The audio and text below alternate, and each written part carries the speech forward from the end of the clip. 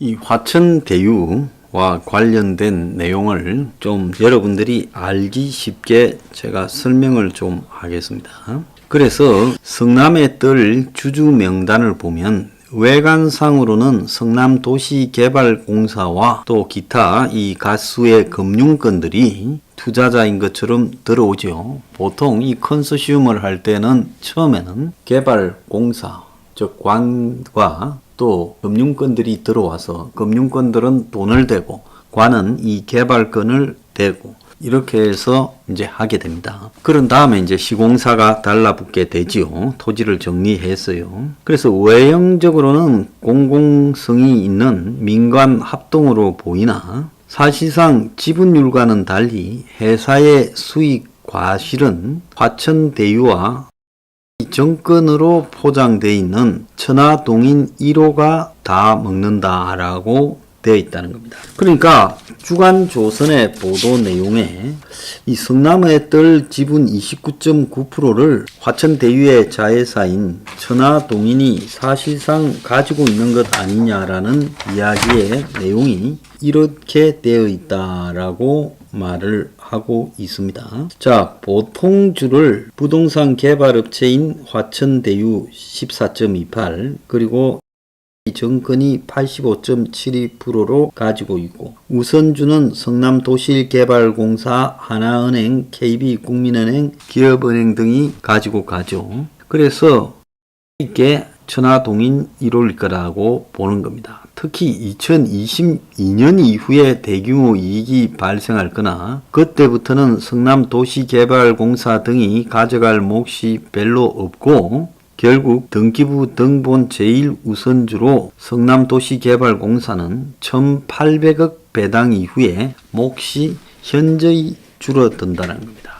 자, 그래서 정권이 보유한 지분 보유액 3억 원이 천하동인 1호부터 7호까지 설립 자본금 합계 3억 원과 일치하는데 정권이 무슨 이유에선지 3억 원에 대해 상당한 역할을 해줘요. 둘레를 좀 서고 있는 거 아니냐. 애초 화천대유가 천하동인 1호에 투자할 때 특정 건전 신탁 방식으로 그리고 성남의 뜰 주주명부로의 추정컨대 천하동인 1호에서 7호가 성남의 뜰에 투자할 때도 신탁의 방식이라는 겁니다. 그래서 천하동인 1호에서 7호가 같은 날 같은 장소 같은 임원으로 만들어지고 각각 설립 자본금을 묘하게 뿌리는데 공교롭게도 1호부터 7호까지의 합계가 3억으로 성남의 뜰 주주 명부에 기재된 정권 3억 원과 일치한다는 겁니다. 그래서 천하동인 1호의 100% 대주주가 화천대유고 천하동인의 설립 자본금이 성남의 뜰에 고스란히 투자된 것은 공시로 확인된다는 겁니다. 2호부터 7호까지가 모호한데 천하동인 4호 현재 NSJ 홀딩스라는 게 정권을 매개로 성남의 뜰에 투자한 정황이 포착됐다는 겁니다. 왜 이렇게 자금의 흐름을 숨기고 복잡할까? 단돈 3억 원 포장을 몇 겹을 하고 퀵 서비스를 거쳐 서울역 임시보관센터에 들렀다가 택배를 통하고 포장 다시 뜯고 재배송하는 것처럼 복잡하게 했다는 겁니다. 자, 그래서 여기까지가 이제 예선전이라고 볼 수 있고 본선으로 화천대유가 땅을 가지고 하는 본격 아파트 사업으로부터의 분양 수익은 아직 장부를 열어보지도 않았다는 겁니다. 지금까지는 이제 땅 분양이고 특히 이제 앞으로 아파트 사업에서 엄청난 분양 수익이 나올 거라는 겁니다. 여기에 어디에도 이재명이라는 이름은 나오지 않습니다. 그래서 3억 원 투자해서 4천억 가져간다. 자, 이게 좀 웃기고 해당 정권회사가 이재명의 미래에 투자하는 거냐 이런 소리까지 나와 있습니다. 그래서 2015년에 화천대유가 만들어지고 5개월 뒤에 화천대유가 대장동 개발에 5천만 원 투자한 뒤 5년 뒤 910억의 배당 수익을 얻습니다. 2019년 270억, 2020년 639억. 부동산 개발로 2019년에서 20년까지 2년간 매출액 1조 찍고 당기 순이익 2,376억을 벌었습니다. 자, 성남시 도시건설위원회 회의록에 보면 위원회 위원장이 화천대유가 실은 따지고 보면 1%요. 그렇지요. 전체 지분의 1%인데 이 대장동 개발의 모든 권한을 실은 화천대유가 소유하고 있잖아요. 그렇지요. 그러니까 도시개발공사 사업본부장이 이 부분에 대해서는 말을 둘러댑니다. 그래서 특정 정권회사가 보통주를 화천대유와 나눠 가지면서 사실상으로 둘러리를 써준 것 아니냐, 이렇게 의심이 돼요. 또 이 정권회사는 이 정권 들어서 가장 정권과 밀착하게 유착되어 있는 그룹사나 정권회사예요.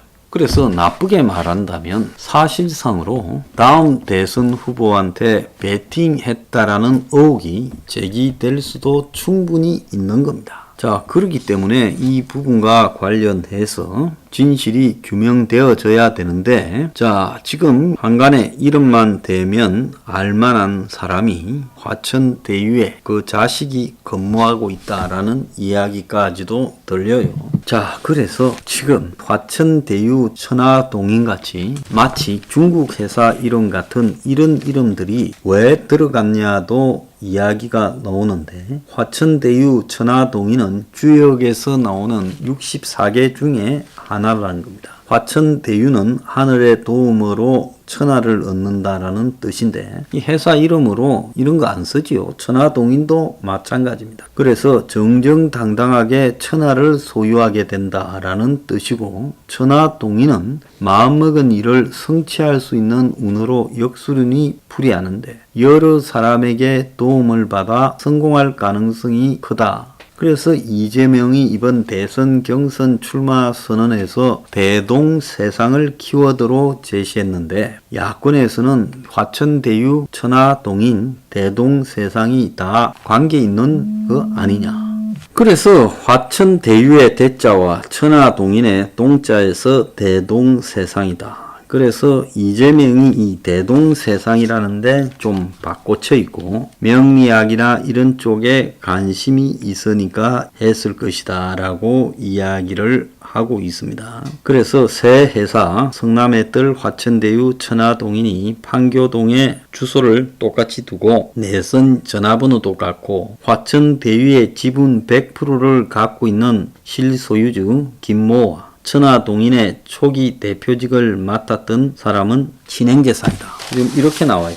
그래서 지금 이자들이 도대체 뭐 하는 짜장인가 이렇게 보이는데, 자, 이런 언론인한테 왜 이런 특혜를 줄 건가? 그러면 이 언론인이 직거냐? 저는 아니라고 봅니다. 빠질 거다라고 보고 있고요. 이재명이 만약 이 부분에 어떤 관련성이 드러난다면 이재명은 그야말로 아마 못 견딜 거라고 보고 있는데, 지금 이재명이 대장동 사업에 발목이 잡히나라는 이야기가 나오고, 자, 폭로한 장기표 씨는 국정조사를 촉구했고 이낙연도 관심 있게 지켜보고 있다, 이렇게 지금 말을 하고, 그래서 지금 이재명이 잘 나가지만 이 사건으로 한 방에 갈 수 있는 것도 아니냐, 이런 뉘앙스가 포함되어 있는 말이라고 봐요. 자, 그러면서 이재명은 장기표 후보한테 법적 책임을 물을 거다라고 하고, 이재명은 사실 무근이다라고 하고 있지만은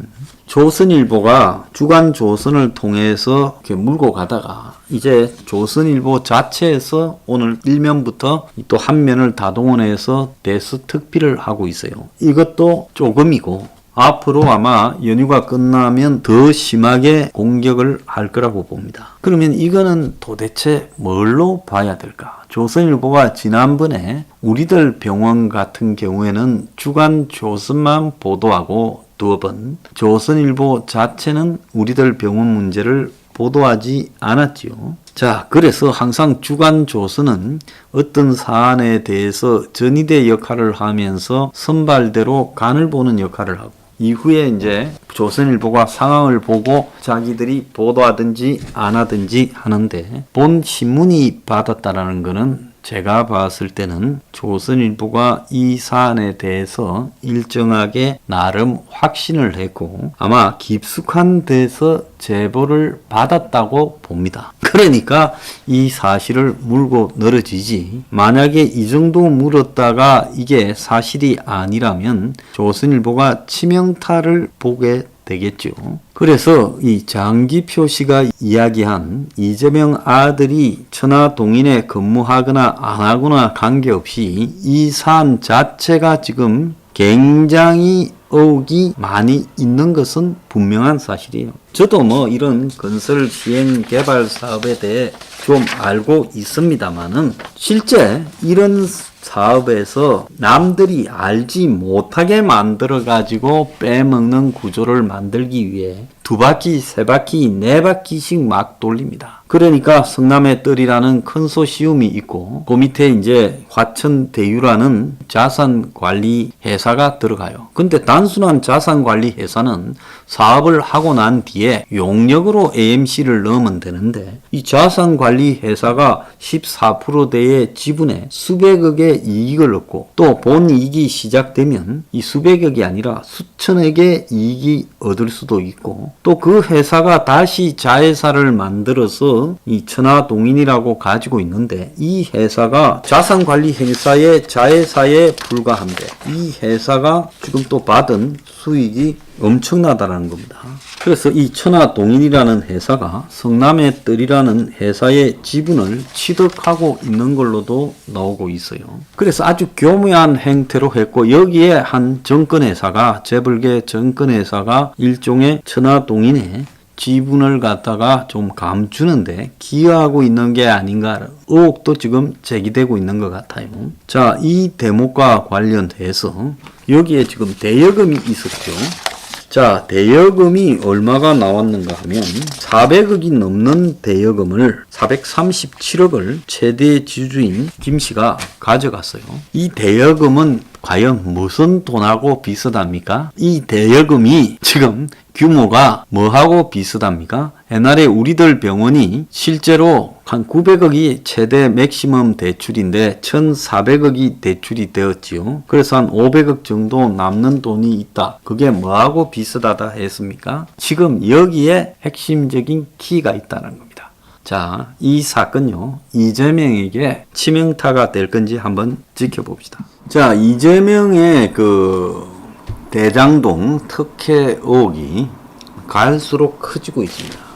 고발 사주 의혹은 억만진창이 되어가고 있는데 이재명의 대장지구 특혜 의혹은 이거는 결과와 돈 이런 것들이 다 있기 때문에 없는 걸로 만들기가 거의 불가능하죠.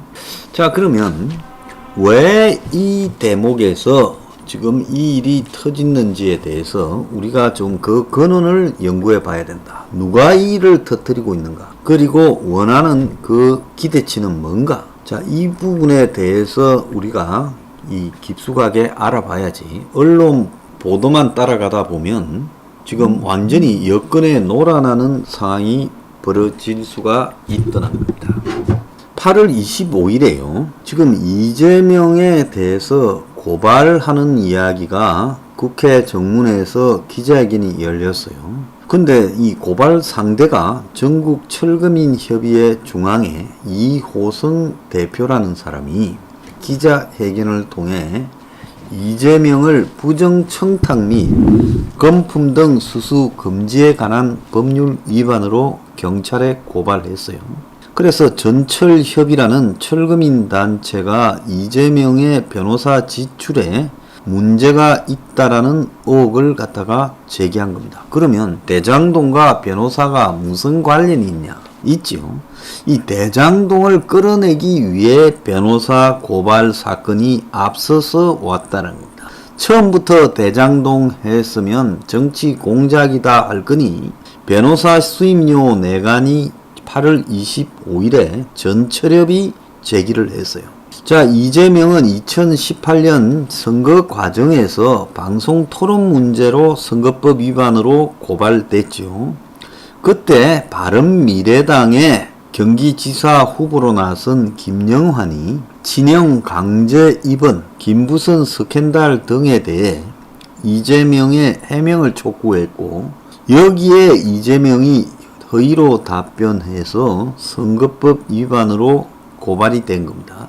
그래서 2008년 6월 10일 당시에 바른미래당에서 기자회견을 가지고 이재명에 대해서 공직선거법 및 허위사실 공포죄, 직권남용죄, 특가법상 뇌물죄 또는 3자 뇌물죄로 고발을 했어요.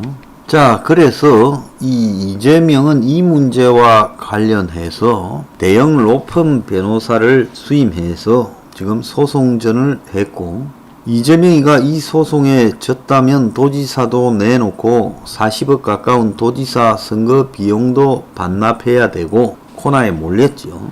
그래서 지금 이 문제에 대해서 이재명이 가전 고생을 통해서 결국 풀려났습니다. 그런데 이재명의 이 사활을 건 재판의 변호사 내용이 지금 굉장히 빵빵했다는 겁니다.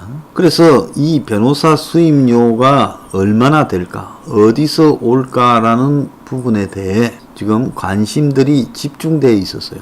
이재명은 대법원 판결을 앞두고 이상훈 전 대법관, 이홍훈 전 대법관, 또 송도한 전 헌법재판관 등을 변호사로 추가했어요. 그래서 정관 예우를 뿌리 뽑자고 본인이 말해오다가 본인이 호화 변호인단을 구성해서 언행 불일치다라는 비판을 받았습니다. 자, 그런데 이재명이 지금 이 사건을 끌어오면서 국내 유수의 로펌과 유명 변호인단을 구성해서 아무리 일반적으로 노멀하게 생각하더라도 최소 수억에서 수십억의 변호사 비용이 지출됐을 거다 하는 수임료 의혹을 전철협에서 문제 제기했어요.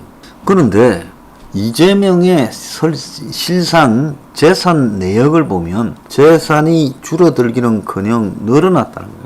그래서 이재명이가 재판을 시작한 2018년부터 끝난 2020년까지 2년 동안에 재산이 이재명이 성남시장 재직한 2017년에 26억 8천만 원을 신고했는데, 선거법 재판을 마친 지난 2021년 3월에 재산이 28억 6천으로 1억 7천만 원 이상이 늘어난 겁니다. 그러면 변호사비를 최소 수억이라고 해도 이런 경우는 한 8, 9억쯤 될 거고, 경우에 따라서는 수십억을 썼을 건데 재산이 그렇게 쓰고도 1억 7천만 원 이상이 늘어났다. 그러면 어떻게 이걸 이해해야 되느냐? 그래서 초호화 변호사 수임료 의문이 고발이 됐어요. 그런데 이제 여기에서 지금 이 사건에 대해서 경기 남부경찰청이 수사를 중인데, 보수단체인 사준모가 친형 재판 상고심 당시에 헌법재판관 민변회장 경력이 있는 송두환에게 변론 참여를 요청했다. 그래가지고 그게 이제 어떤 죄냐면 청탁금지법 위반이라는 겁니다. 형사 사건에서 상고 이유서의 검토 및 상고심 변론 사건에 송두환 위원장 이름을 올린 것 자체가 국가인권위원장이죠. 지금은요. 그런데 이 사람이 국가인권위원장이 9월 6일 날 취임했는데 당시에는 후보자였는데 이런 사람의 이름을 올린 것 자체가 문제다. 이렇게 했습니다. 그래서 무형의 이익을 줬다. 즉 무료 변론 도장값으로 이렇게 하는 것도 위반입니다. 이렇게 말을 한 겁니다. 공직자에 대한 정관 예우 대우를 받는 사람의 무료 변론도 청탁금지법 위반이다라고 말을 했고요. 그 다음에 전철협은 이재명의 변호사비가 지금 한 30억 이상 들어갔을 거라고 보이는데 재산이 1억 7천만 원 이상 늘었다. 그럼 이 변호사비는 어디서 온 것이냐라고 고소를 했습니다. 자, 근데 지금 한간에 나돌고 있는 우리도 공개한 사진을 보면 이재명의 변호사 중에 하나였던 전직 지검장 강모 변호사가 지금 이재명의 화천대유 사장인 김만배, 이제는 이름을 공개해도 된다고 봅니다. 머니투데이에 있었다라는 이야기가 있습니다. 부장으로요. 이 사람과 같이 골프를 치고 홀인은 했다고 팻말을 들고 있는 부분이 있어요. 또 거기 옆에 있는 또 다른 사람 하나도 변호사인데 이 사람은 이 천화동인의 1호부터 7호까지 중에 하나를 맡고 있는 부동산 전문 변호사로서 천화동인에 깊숙하게 개입한 사람으로 보여집니다. 자, 이재명은 지금 이 자기에게 제기되고 있는 의혹에 대해서 모범적 공익사업이라고만 하고 있어요. 그런데 앞서서 8월 말부터 시작된 변호사비 문제에 대한 지적의 핵심은 뭐겠습니까? 결국은 이재명의 변호사비에 대해서 저렇게 문제 제기가 된 것은 그 돈이 어디서 나왔나라는 게 핵심일 거고, 결국 골프장 사진에서 보듯 이재명이가 특혜를 주던 대장동 개발 사업의 사실상 시행사가 화천대유고, 그 화천대유가 고작 3억 5천만 원을 김만배와 그 주변이 투자하고 4천억이 훨씬 넘는 이득을 봤다. 여기서 이제 변호사비가 나간 게 아니냐, 이런 이야기겠지요. 자, 이재명은 대장지구에 5,503억을 환수한 모범적 공익사업이다 라고 말을 하고 있습니다. 자, 이재명이 사실상 화천대유가 성남의 뜰의 보통주 대부분을 가지고 있고 숨겨난 SK증권 지분까지 포함하면 보통주 100%를 가지고 성남도시개발공사가 공영 참가한 모양을 가지고 우선주로 이익 배당을 해줬지만 워낙 많이 남는 부분이기 때문에 화천대유나 그들이 만드는 정체를 숨기기 위해 만드는 천화동인, 그리고 지분을 위탁한 SK증권 구조를 통해서 사실상 보통주 100%를 소유하며 이 사업을 이끌어왔다. 그러니까 성남의 뜰과 화천대유와 그리고 천화동인이 하나의 몸뚱아리인데 이 복잡한 구조를 숨기기 위한 부분이다라는 게 지금 의혹의 핵심이에요. 그러면 이재명은 네거티브 흑색 선전이다, 5,503억의 이익 환수한 모범 공익 사업이다라고 말을 하기 이전에 어떻게 5천만 원을 태우고 나중에 이제 뭐 천화동인 등을 통해서 총 돈이 3억 5천 정도 들어간 걸로 보이는데 그걸 태우고 4천억이 넘는 이익을 받았느냐, 또 500억 이상의 배당금이 구체적으로 들어가느냐 하는 부분에 답을 해야 된다. 요렇게 지금 문제를 제기하고 있는 겁니다. 자, 사업 시행자인 성남의 뜰이 3년간 배당한 총 금액 5,903억 중에 4,073억이 화천대유와 SK증권 등 민간 주주에게 배당이 됐는데 SK증권이 결국 화천대유의 대표인 김만배하고 그 특정 연관인이라고 봤을 때는 결국 그것도 다 그 돈 아니냐. 그래서 결국 3억 5천 태우고 4,073억 가져가는 거 아니냐. 자, 그런데 그 중에 473억이 김만배라는 사람이 장기 대여금으로 화천대유에서 갖고 나갔다는 거예요. 그러면 그 돈이 어디로 갔느냐? 그 돈이 어디로 갔느냐 묻는 데는 이재명 측에게 혹시 건너간 게 아니겠느냐라는 의문이 포함되어 있겠죠. 그래서 이 김만배도 사실상 바지일 거다. 실소유주가 누구냐? 자, 그래서 성남의 뜰과 화천대유 대표이사는 모두 김만배와 친분 있는 성균관 대학 동문들, 동생, 친동생 등이 맡고 있다. 요런 게 지금 의혹의 핵심입니다.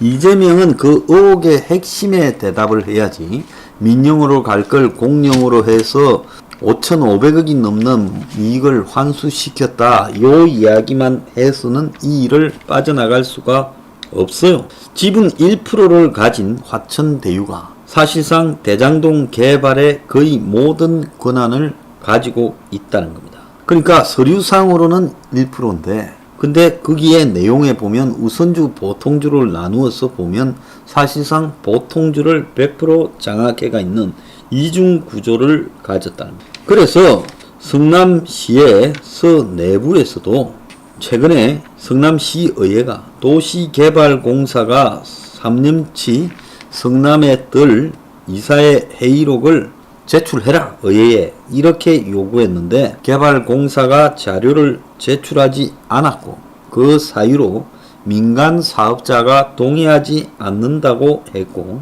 화천대유 등의 민간 사업자들은 영업상의 비밀 유지가 필요하다라고 하는데 도시개발공사는 화천대유와 체결된 계약서 사본을 제시해 달라는 시의회의 요구에도 해당 사항이 없다면서 안 주고 있다. 이미 성남시의회에서도 시끄러워져 있다는 겁니다. 이 사업의 규모가 분당 대장동 일대 27만 8천 평에 5,903가구를 개발하는 사업으로 이재명이 2014년 재선에 성공하면서 5천만 원을 들여서 화천대유를 만들어서 사실은 그것이 이 사업을 끌어왔고 3년간 공식 배당금으로 577억을 가져갔지만 지금 실질적으로 4천억이 넘는 수익을 이렇게 확보하게 되어 있다라는 겁니다.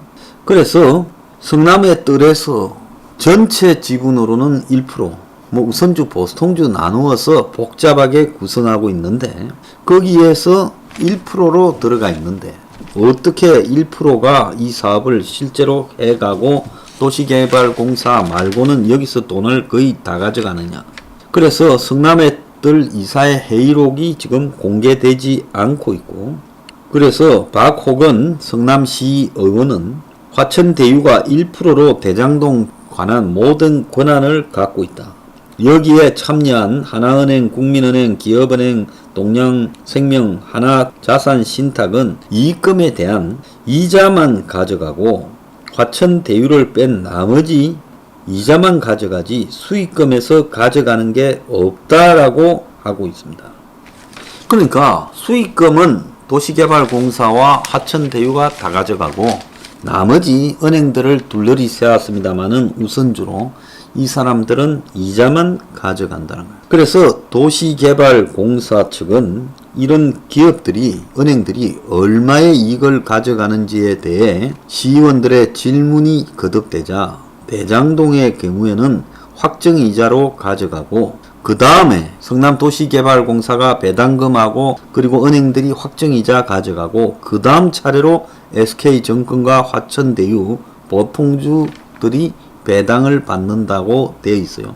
그래서 언론들이 여기에 대해서 헷갈려하는 것은 우선주와 보통주의 개념을 갖다가 착각해서 헷갈려하는 겁니다. 지금 화천대유가 1%라는 것은 우선주의 항목에 들어있는 회사들의 지분을 다 더해보니까 96.67밖에 안 돼요. 공개된 성남도시공사하고 하나은행, 국민은행, 기업은행, 동양은행, 하나은행. 그러면 여기에 화천대유를 한 1% 넣어놨을 거라고 보고 있고요.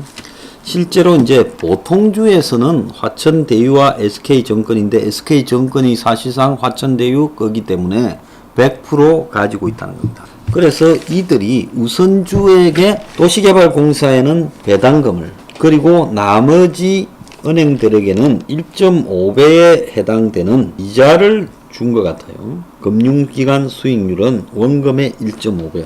그러면 나머지 이제 남은 것은 다 보통주를 가지고 있는 화천대유와 그리고 화천대유의 자회사 천하동인의 1호부터 7호까지가 구성하고 있는 그들이 신탁을 해난 사실상 화천대유 거인 SK증권이 가져간다는 거예요. 그래서 화천대유가 100% 다 가져간다는 걸 숨기기 위해 SK증권을 만들고 또 복잡하게 천하동인 1호부터 7호까지를 만들었다 이렇게 봐야 됩니다. 그래서 이들이 지금 SK증권이 3,462억, 천하동인이 572억을 받았어요. 그럼 둘이 합치면 얼마가 됩니까? 둘이 합치면 4천억이 훨씬 넘는 돈을 가져갔다라고 되는 겁니다. 자, 그래서 현직 언론인 올해 사표 냈대요. 머니투데이에. 올해 사표 낸 사람이고 부동산을 해본 적이 없는데 이 사람을 자산관리회사로 성남매들이 두고 1% 줬다면서 사실상 보통 주는 100%를 주어가지고, 그리고 이제 처음에 사업자를 공모할 때부터 자산관리 운영사를 하겠다면서 거기에 자산관리 운영사에 지금 이 사람들이 들어가도록 미리 판을 짜놨던 것 같아요. 그래가지고 대장동 개발 사업 공모 일주일 전에 이 화천대유가 설립됐고, 설립자 김 씨도 부동산이 아니라 언론인이었다. 자, 이걸 보면요, 이재명은 이 사안에서 못 빠져나올 거다. 이재명은 자기를 죽이기 위한 부분은 맞지만은 이 부분에 대한 대답에서는 솔직하게 해야 됩니다. 근데 언론들이 워낙 복잡하게 해놓으니까 이 개념을 잘 이해하지 못해가 헛발질을 하는데, 개념이 이해가 되면 이재명은 끝나기는 시간 문제다. 그럼 이재명이 끝났을 때 야권의 판도는 어떻게 될 거냐? 이낙연이 되냐? 그 문제 때문에 동당의 경선에 저렇게 개입하고 있는 거 아니냐? 제가 누가 그럽디다. 이낙연이 어쨌든 된다고 했는데 어떻게 될까 했는데 진짜 되는 구도가 나오고 있네요. 자, 제가 요즘 한국의 아파트 개발사 이런 걸 다룬 자료들을 좀 보고 있습니다. 자, 그래서 한국이 어떻게 강남이 형성되고 또 아파트가 한국 땅에서 처음 생겨났는가, 이런 근원들을 제가 좀 체계적으로 파악을 해야 되겠다 싶어서 내용도 좀 보고 있는데요. 지금 이번에 이 대장동의 게이트요, 이 돈 냄새는 이 돈에 대해서 굉장히 환장하는 자들이 잘 맞습니다. 지네를 잡을 때 어떻게 잡는지 아십니까? 지네를 잡을 때는 닭뼈를 이 도가니에 담아가지고 땅에 묻어 놓으면, 그래가지고 위에 들어가는 부분만 열러 놓으면 지네가 닭뼈 냄새를 맡으면 환장을 해서 거기다 뛰어 들어간다고 합니다. 그런데 올라오기가 잘 못하게 돼 있죠. 그래서 지네를 잡아서 한약재로 쓴다. 그러니까 지네가 닭뼈 냄새를 맡으면 참지 못하듯이 한국의 이 아파트 부동산 개발은 이제 이 서울에는 개발할 땅이 거의 없으니 이제 재개발 조합이니 이런 것만 남아 있지만 거기에서 들어가서 큰 이권을 보기는 외부 인사가 어렵습니다.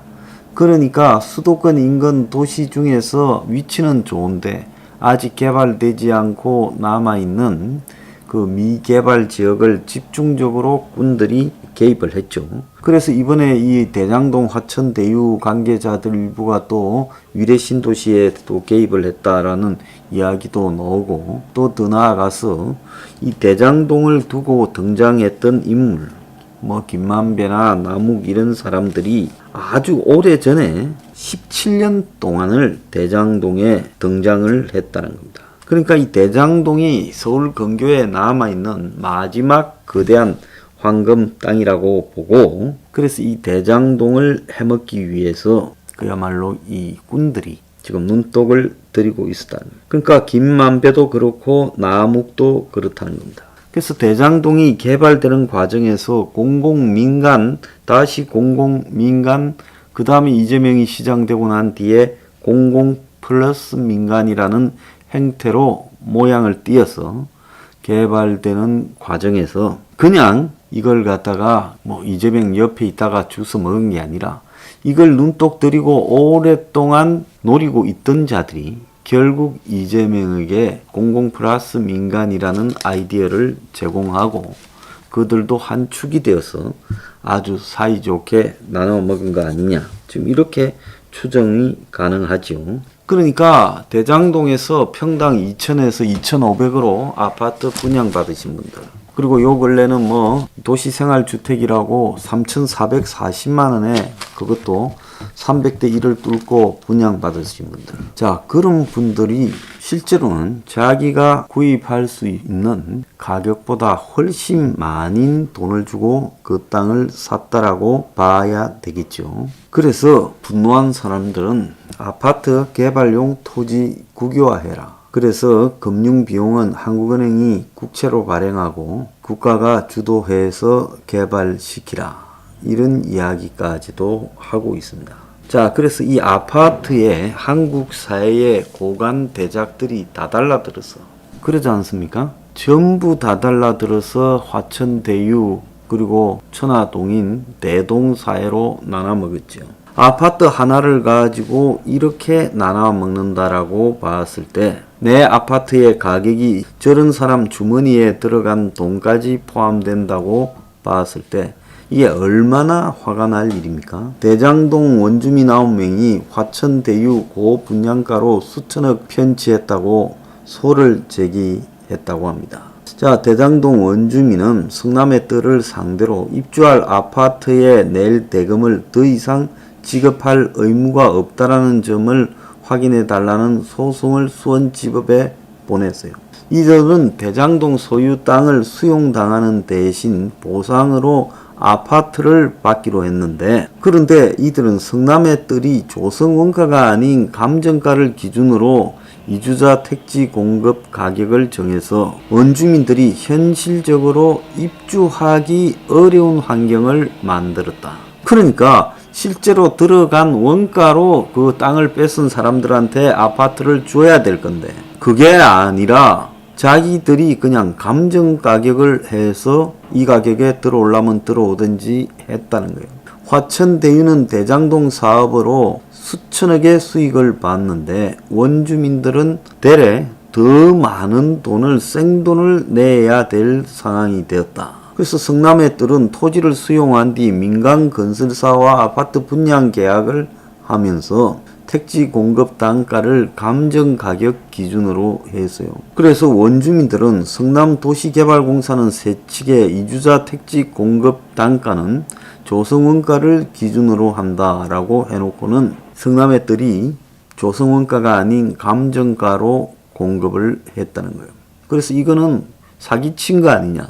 그래서 조성원가보다 상대적으로 높은 감정가로 아파트를 분양받아야 해서 입주 시에 들어갈 비용이 두세 배가 뛰었다. 자, 이렇게 분노를 하고 이재명 지사가 공공개발을 앞세워 주민들한테 땅값을 후려쳐서 수용해놓고 아파트를 분양할 때는 비싼 공급 단가를 적용했다. 이재명은 대장동 사업이 공영개발이라는 점을 강조했는데 이재명과 당국의 묵인하에 사실상 민영개발이 되어버렸다. 그래서 주민들을 기만했다라고 이렇게 소송을 냈습니다. 당연하겠죠. 자, 대장동에는 오래전부터 한국판 베버리힐즈라는 말이 쭉 있었습니다. 그래서 5만 똥파리들이 다 달라들었어요. 아시다시피 비버리힐즈는 캘리포니아에 있는 도시죠. LA 근처에요. 인디안들이 사는 마을이었지만 지금은 미국에서 손꼽히는 고급 주택지의 대명사가 되었습니다.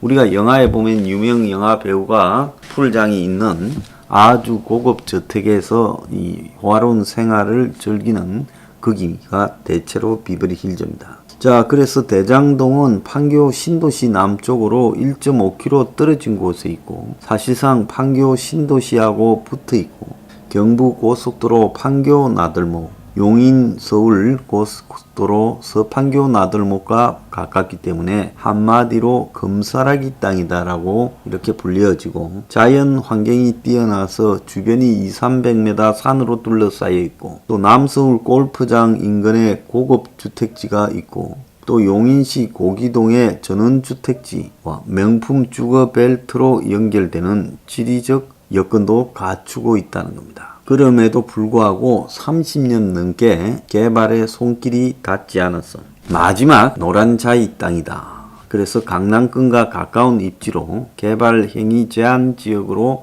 묶여 있었습니다. 자, 이 땅을 갖다가 지금 LH가 2014년에 이걸 신도시 개발 계획을 세워서 타운하우스, 단지형 펜션 등 고급주택을 개발한다고 비버리힐즈라고 불렀는데 투기 논란이 이어지다가 2010년에 손을 떼고 지주들로 구성된 대장동 개발추진위원회가 민간 개발을 추진했는데 성남시는 2011년 3월 도시계획구역으로 지정하고 공영개발에 착수했고 그 사이에 이재명이가 성남시장으로 당선됐고 또 이재명은 전임 김병량 시장을 제보를 해서 보내는데도 일정한 역할을 했습니다. 그래서 그때 전임 시장의 성남 개발과 관련된 내용들이 많았는데 결국 이재명은 이 부동산에 대한 부분에 잘 아는 사람이었다 이렇게 비춰지고요.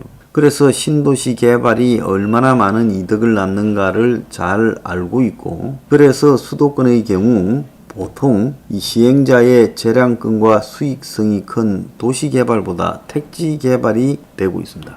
그래서 정부 차원의 택지개발이 적용되면 지자체의 도시개발보다도 더 엄격하게 이 개발이 진행될 수가 있죠. 근데 이재명은 국토교통부나 LH 없이 성남시가 추진하는 도시개발을 밀어붙였고, 그래서 도시개발법을 적용하는 개발사업은 알박기가 불가능해서 토지 주인이 땅을 팔지 않겠다고 버틸 수가 없다는 겁니다. 인허가도 사업 주체가 성남시이기 때문에 3년 만에 마무리될 정도로 빨리 진행돼서 보통 사업 착수, 주택 분양까지 10년 걸리는 개발사업과는 큰 차이가 있었어요. 그래서 대장동은 민간 공영 공동사업이라는 희한한 문패를 내걸고 분양가 상한제도 피했고, 그리고는 이제 사실상 이 사업을 하는 회사로 도시개발공사와 화천대유를 내세우고, 도시개발공사는 이 사업을 하기 위해 2013년 9월에 설립을 했고, 그리고 더 나아가서 이제 화천대유가 컨소시움을 모집하기 직전에 설거문이 들어가 가지고 허가를 받았습니다. 자, 어제 이제 알려지는 내용은 화천대유가 4,040억의 배당 외에 분양 이익만 4,500억을 챙겼다. 물론 화천대유와 천화동인 같은 관계사입니다.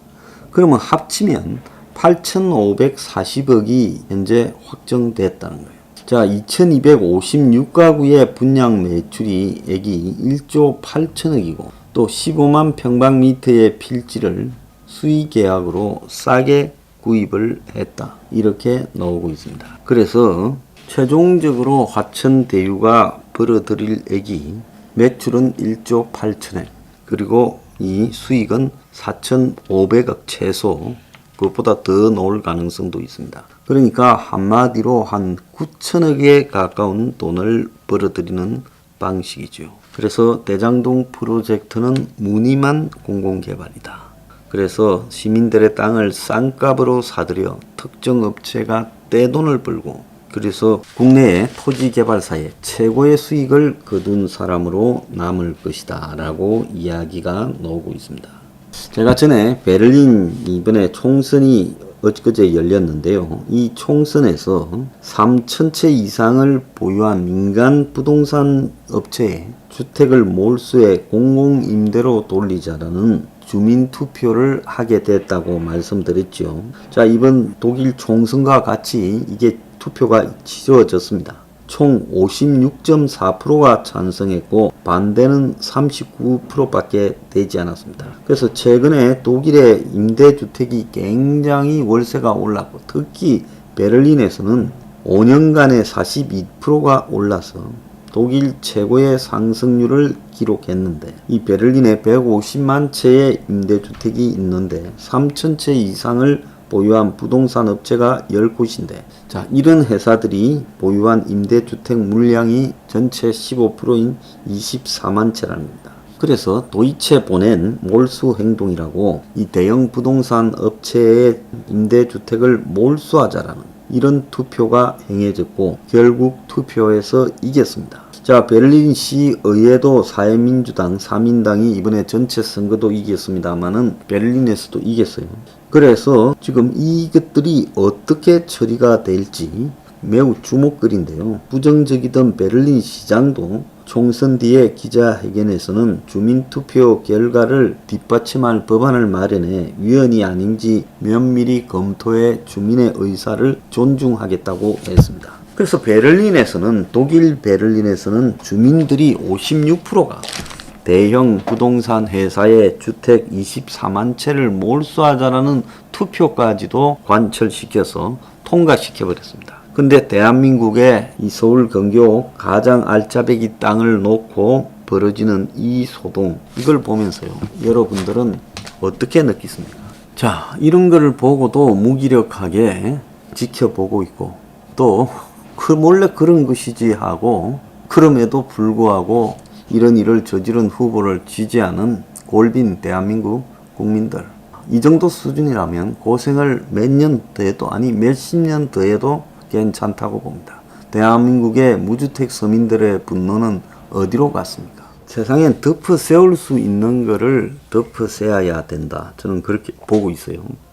그런데 곽상도라는 사람이 대장동에 들어가가 뽀찌를 먹은 것은 사실입니다. 우리가 정확하게 곽상도가 받은 돈을 정의하려면 뽀찌라고 이야기해야 돼요. 아들이 받았지만 국민들은 곽상도가 받았다라고 대체로 이해하고 있습니다. 자, 뽀찌보다 더 좋은 말이 없어요. 320억 클럽이니 8명이 관계되어 있다느니 해서 대장동에 돈을 받은 고위 판금사 법조인 출신들에 대해서 뽀찌라는 표현을 썼는데, 경기나 도박 등에서 이기거나 많은 돈을 획득한 사람이 기쁨과 감사함의 표시로 주위 사람들에게 일정량의 사례를 하는 것, 이게 뽀찌라고 봐야 됩니다. 자, 그래서 이 대장동에 곽상도가 받은 것은 뽀찌에 불과하다는 거예요. 그런데도 곽상도와 국민의 똥당이 주역이다라고 말하는 것은 너무 멍청하니까 그렇게 덮어 세워도 꼼짝 못하고 거기서 한동안 허덕일 것이다. 이 속에 이재명의 지지율은 추석이 지나고 오히려 올라가고 있고, 지난 주말에 저도 광주 전남에서는 이낙연이 좀 크게 이길 거라고 봤는데 겨우 이겼고 전북에서는 졌습니다. 자, 이것은 뭘 이야기하는가? 자, 저런 짓을 저지르는데 관여됐다라는 의혹을 받고 있는 대선 후보들을 호남 사람들은 그냥 당선만 되면 그만이고 우리가 밀어서 되기 쉬운 사람이 되는데 누가 뭐라고 떠들어도 우리는 안 듣는다. 자, 우리가 그냥 밀고 싶은 사람을 밀어버리겠다.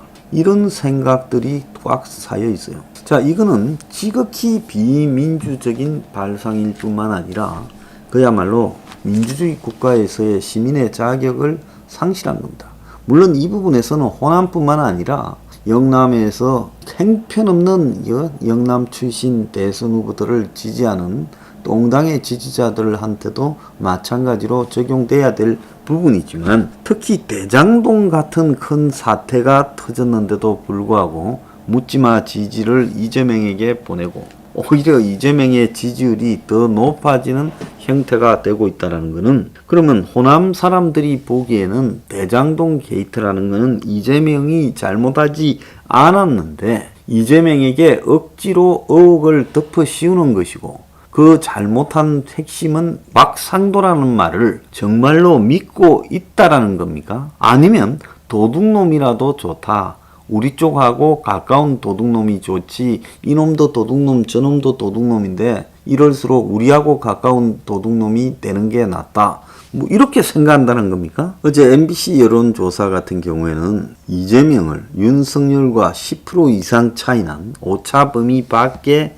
지지율로 단독 1위를 갖다가 이렇게 내보내고, 추석 이후에 주춤했던 이재명의 지지율이 실제로는 지금 막 올라가는 양상을 보이고 있습니다. 그래서 한국사회여론연구소와 TBS가 한 조사에서는 이재명이 30%, 윤석열이 20.1%가 나오고 있어요. 자, 그래서 이재명의 지지층이 결집했다, 이렇게 해석을 하고 있습니다. 자, 그래서 이재명이 대장동 의혹에도 불구하고 추석 연휴 기간 동안 좀 주춤한 듯 보이다가 연휴가 끝나고 곽상도를 꺼내서 대장동 의혹을 돌파하고 있는 모습이 보이고 있습니다. 근데 최근에 그 이재명이 대장동 개발하고 관련해서 이 사태 초반에 해명하는 기자회견에서 내가 설계했다라는 말을 한 바가 있는 게 어제부터 화제가 되고 있습니다. 이재명은 지난 9월 14일 국회 소통관에서 예정에 없던 긴급 기자회견을 열고 자신이 성남시장 시절 추진했던 대장동 개발 사업과 관련해서 2010년 6월 제가 성남시장으로 당선된 후 대장동 개발 사업을 성남시 공영개발로 바꾸었다. 공영개발 포기 로비를 하던 민간 사업자들은 닥쳤던 개가 됐지만 성남 시민들은 수천억의 이익을 확보할 기회가 됐다 하면서 반박을 하기 시작했어요. 그런데 이제 결정적인 발언은 한 기자가 성남시 공영개발 시스템을 유동규 전 경기관광공사 사장이 하신 걸로 아는데 이분은 지금 캠프에 있느냐라고 물으니까 이재명은 캠프에 없습니다. 관광공사 사장을 하다가 몸이 안 좋다고 작년에 퇴직을 했다.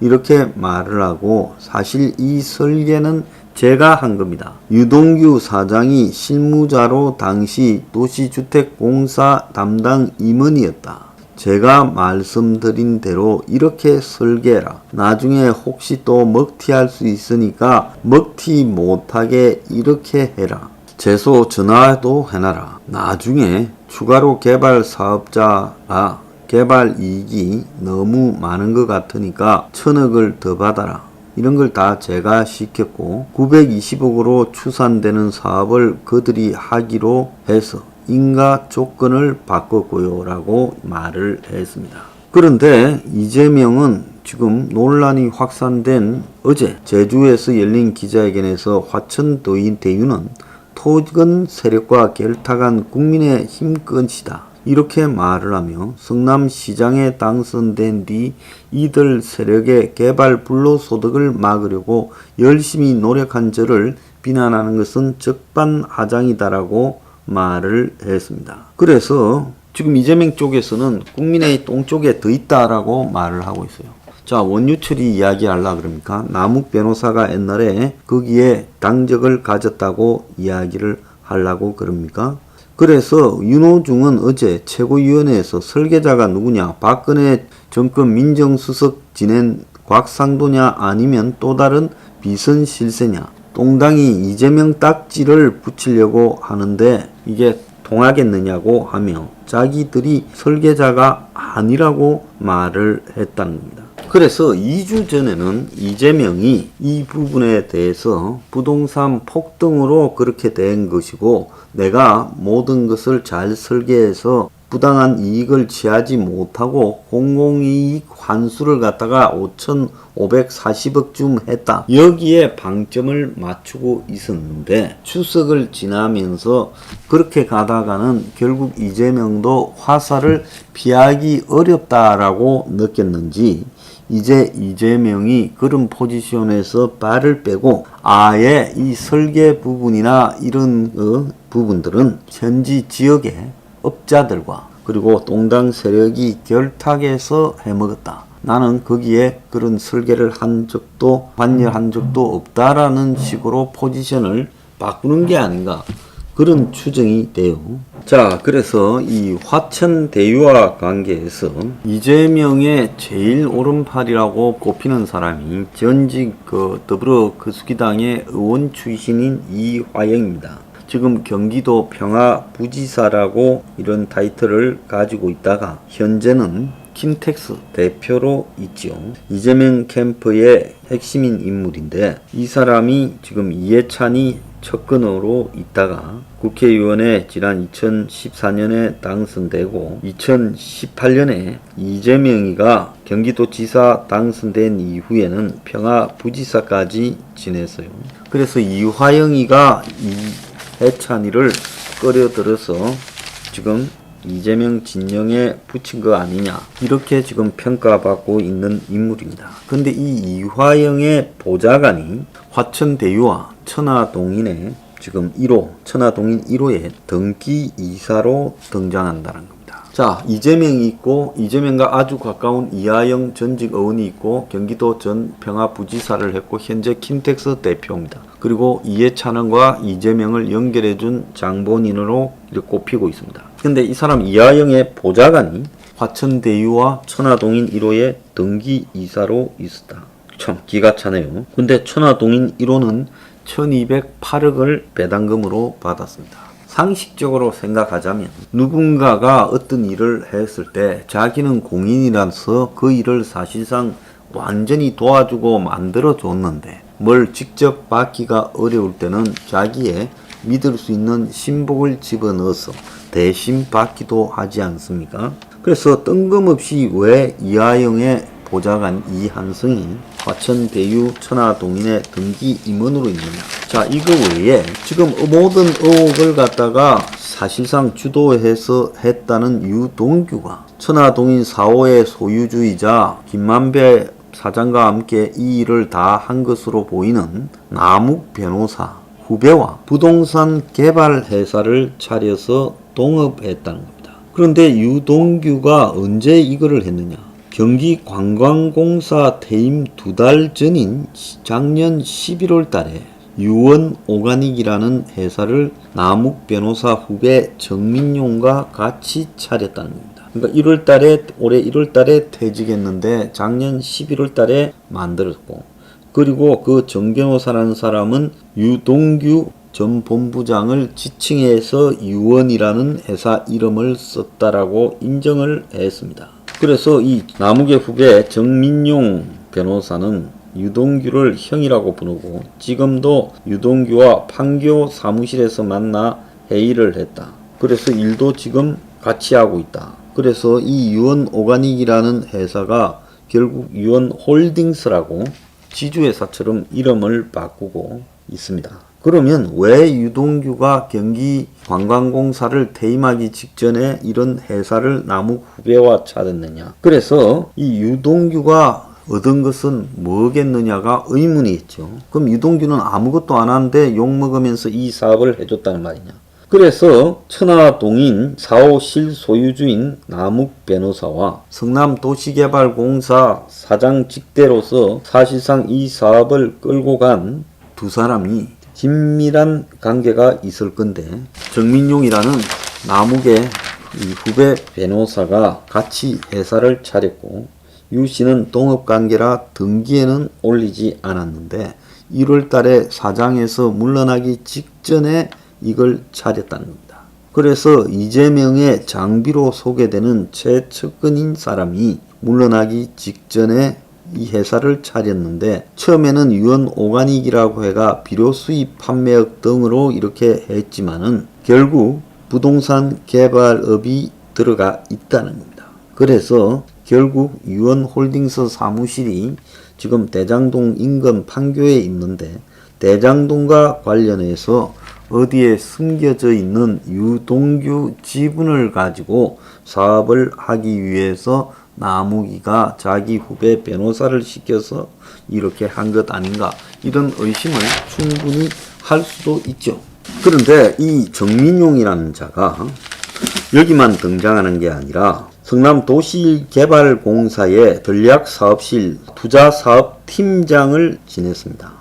그러니까 도시개발공사가 2013년 9월에 만들어진 이후 2014년 11월에 성남도시개발공사에 입사해서 올 2월 달에 퇴사했다는 거예요. 그러니까 정민용이가 도시개발공사에 있으면서 유동규 전임 도시개발공사 사장 직대인 유동규, 이재명 측근과 같이 회사를 만들었다는 겁니다.